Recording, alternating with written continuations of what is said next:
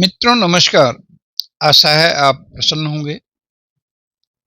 तो भगवत गीता अध्याय 13 की व्याख्या के पिछले एपिसोड में हमने देखा कि क्षेत्र नष्ट होता है और क्षेत्रज्ञ नष्ट नहीं होता।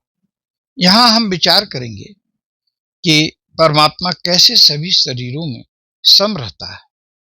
स्वयं से स्वयं को मारना क्या है, माया क्या है, यथार्थ देखना को भी समझेंगे।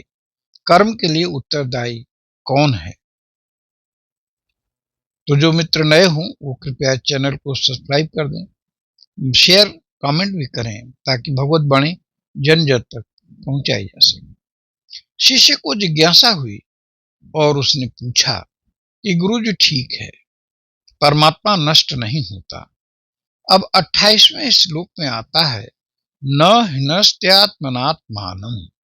इसका भाव क्या है? गुरु ने कहा कि पूरा श्लोक है समम पश्यन् सर्वत्र समवस्थितम ईश्वरम न हिनस्त्यात्मनात्मानम ततो जाति पराम गतिम। अर्थात क्योंकि जो पुरुष सब में संभाव से स्थित परमेश्वर को समान भाव से देखता है, अपने द्वारा अपने को नष्ट नहीं करता, इससे वह परम गति को प्राप्त करता है।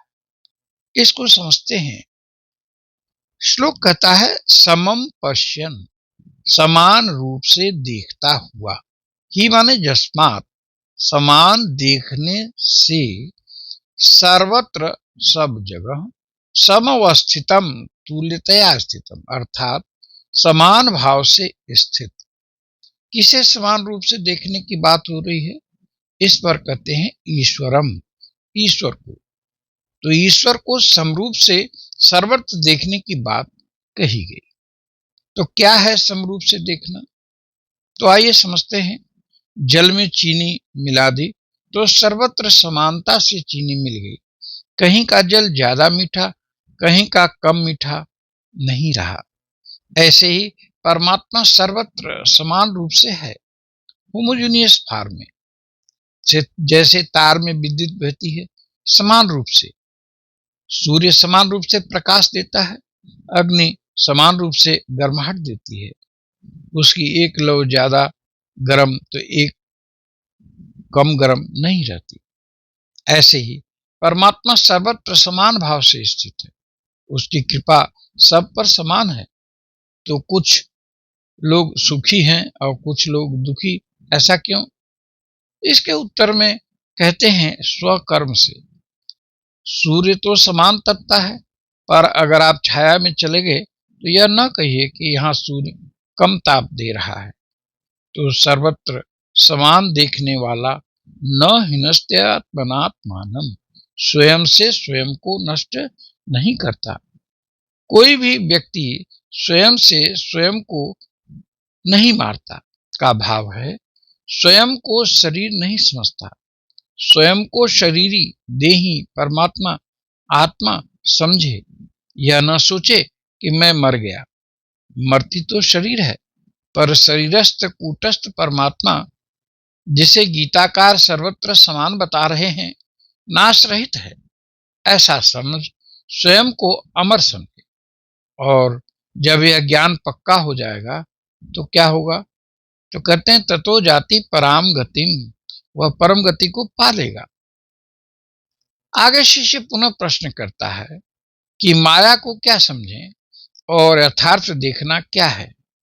गुरु ने कहा वत्स, प्रश्न उत्तम है। श्वेतास्पद उपनिषद में कहता है मायाम तु प्रकृतिम विद्यात्, माया भगवान की त्रिगुणात्मिका माया है। प्रकृति भगवतो माया त्रिगुणात्मिका। तो शरीर से होने वाले कर्म के लिए कौन उत्तरदायी है? क्या कूटस्थ आत्मा? क्योंकि इसी चेतना से तो शरीर चेतन है। गुरु ने कहा 29वें श्लोक में भगवान ने कहा है कि प्रकृत्यैव च कर्माणि क्रियमाणानि सर्वशः जह पश्यति तथात्मानम अकर्तारम स पश्यति। अर्थात प्रकृत्या एव च, और प्रकृति से ही, प्रकृति यानी भगवान की त्रिगुणात्मिका माया ही सर्वशः कर्माणि, सभी कर्मों को क्रियमाणानि निवर्त्यमानानि यानी संपादित होते हैं। तो सारे कर्म भगवान की त्रिगुणात्मिका माया करती है। तो उत्तर पूरा हुआ और हुआ कि कर्म होते हैं माया से, प्रकृति से, यही कारण है। आत्मा अकर्ता है, यही फैक्ट है। तथा आत्मानम अकर्तारम, आत्मा को अकर्ता समझो, जानो। जह पश्यति स पश्यति, जो इसको समझता है वही ठीक समझता है, वही यथार्थ समझता है। तो कर्म त्रिगुणात्मिका माया के कारण प्रकृति में होता है। यह प्रकृति ही मन बुद्धि वाणी को प्रेरित कर कर्म कराती है। आत्मा करता है। क्षर अक्षर विभाग योग, श्लोक 30। तो देखा गया कि सभी भूतों में आत्मा के रूप में परमात्मा है। भूत नष्ट होते हैं पर आकाशवत परमात्मा तत्व नष्ट नहीं होता। फिर कहा कि जो परमेश्वर को सर्वत्र समरूप से होमोजेनियस फॉर्म में देखता है, स्वयं को शरीर नहीं शरीर ही समझता है, वह परम गति को पा लेता है।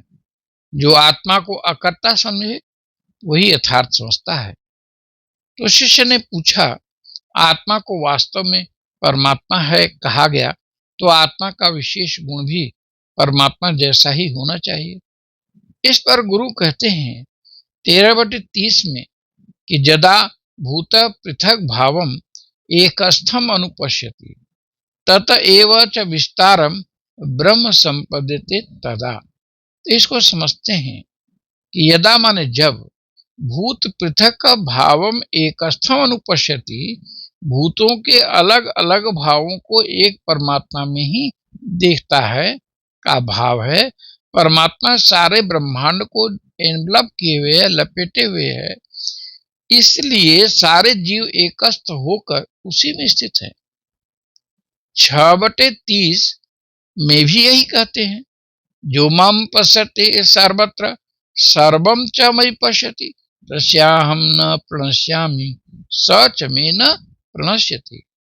इस श्लोक में सर्वम च मयि पश्यति का भी भाव यही भाव। आगे कहते हैं तत एव च विस्तारम, और उसी से सारा विस्तार देखता है। इसका भाव 6/30 के इस श्लोक का जो माम पश्यति सर्वत्र में स्पष्ट दिखता है। तो भाव संक्षेप में कहें तो सर्वत्र सम दर्शनम की स्थिति जब साधक की हो जाती है, तब कहते हैं ब्रह्म संपद्यते तदा, वह ब्रह्म को प्राप्त हो जाता है। अध्याय 6 के 30वें में कहते हैं तब कि तस्याहम न प्रणश्यामि सच में न प्रणश्यति, यानी वह साधक मुझसे तिरोहित नहीं होता, छिपता नहीं, और मैं उससे छिपता नहीं। तो दोनों का भाव एक ही है। इसी को गोसाई जी भी कहते हैं, सीय राम मैं सब जग जानी। सुंदर कांड में विभीषण जैसे ही हनुमान जी से कहते हैं कि तुम राम दीन अनुरागी, क्या आप दीनों पर दया करने वाले राम ही तो नहीं है? तो हनुमान जी छद्म वेश छोड़ देते हैं, मूल वेश में आ जाते हैं, समझ जाते हैं कि यह हरिजन है। जो भगवान का भक्त होगा, उच्च कोटि का भक्त होगा, वो सब में राम का ही दर्शन करेगा। तो पश्यमाम सर्वत्र बहुत बड़ा गुण है, सूत्र है। तो आइए हम अपनी वाणी पर विश्राम दें और भगवान का नाम लें। हरि ओम तत्सत, हरि ओम तत्सत, हरि ओम तत्सत। आप लोगों ने समय दिया, आप लोगों को बहुत बहुत धन्यवाद। प्रणाम।